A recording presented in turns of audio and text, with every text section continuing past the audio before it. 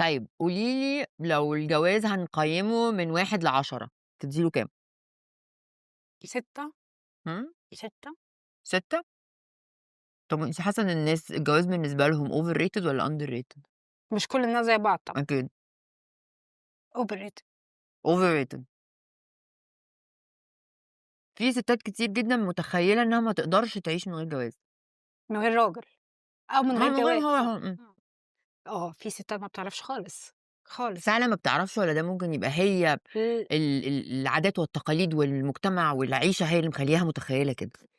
ممكن تكون إمم، هي ما جرّبتش نفسها. إمم، هي الواحد لمّا بيفضل طول عمره متعوّد على حاجة، أنتِ بتتعوّدي على حاجة زي بتتعوّدي على الشرب، على تصحي الصبح تشربي الكوفي بتاعِك، تدخلي الحمام، تستحمي كل يوم الصبح قبل ما تنزلي الشغل.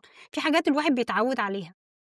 هي ما شافتش حياتها من غير راجل، ما شافتش حياتها هي تقدر تعمل إيه وما تعملش إيه. إمم، فبتلاقي نفسها إنها لأ، أنا خلاص هو ده موجود في الحياة وده هيعمل لي كذا وكذا، أنا ما جرّبتش حياتي من غيره. إمم.